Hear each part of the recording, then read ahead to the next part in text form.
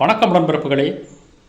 நேற்று செய்தியாளர்கள் சந்தித்த நமது மத்திய நிதியமைச்சர் நிர்மலா சீதாராமன் அவர்கள் இயற்கை பேரிடர் மேலாண்மை நிதி தமிழ்நாட்டிற்கு முழுவதுமாக வழங்கப்பட்டு விட்டதாகவும் பேரிடருக்கு எதிராக தமிழ்நாடு அரசு என்ன நடவடிக்கை எடுத்திருந்தது என்றும் வினா எழுப்பியிருந்தார். பேரிடர் நிவாரண நிதியை பொறுத்தவரை இரண்டு வகைப்படும். எஸ்டிஆர்எஃப் என்ற மாநில பேரிடர் நிவாரண நிதி, என்டிஆர்எஃப் என்ற மத்திய பேரிடர் மேலாண்மை நிதி. எஸ்டிஆர்எஃப் என்பது ஒவ்வொரு ஆண்டும் ஒவ்வொரு மாநிலத்திற்கும் மத்திய அரசால் வழங்கப்படக்கூடிய பேரிடர் மேலாண்மை நிதி. தமிழ்நாட்டை பொறுத்தவரை 1200 கோடி ரூபாய், 75% மத்திய அரசின் பங்காகவும் 25% மாநில அரசின் பங்காகவும் வழங்கப்பட்டு கொண்டிருக்கிறது.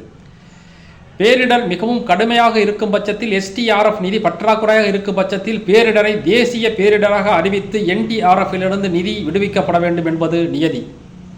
சென்னையில் ஏற்பட்ட பெருவெள்ளமும் அதனைத் தொடர்ந்து தென் மாவட்டங்களில் ஏற்பட்ட வரலாறு காணாத வெள்ளப்பெருக்கையும் தேசிய பேரிடராக அறிவித்து என்டிஆர்எஃப்பிலிருந்து நிதியை ஒதுக்க வேண்டும் என்று பலமுறை மனுக்கள் செய்தும் முதல்வர் அவர்களே நேரில் சென்று பிரதமரை சந்தித்த பிறகும் இன்று வரை அதை தேசிய பேரிடராக அறிவிக்கவும் இல்லை.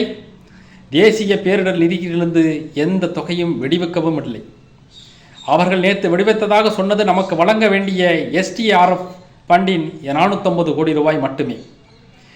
இன்று நம்மை குறை கூறிக்கொண்டிருக்கும் எதிர்க்கட்சி தலைவரோ பிஜேபி மாநில தலைவரோ மத்திய அரசை பார்த்து தேசிய பேரிடரிலிருந்து எங்கள் மாநிலத்திற்கு நிதியை ஒதுக்கி தாருங்கள் என்று கூறவில்லை. மாறாக நாம் செயல்படுத்தும் திட்டங்களை குறை கூறி கொண்டிருக்கிறார்கள் மத்திய நிதியமைச்சர் உட்பட.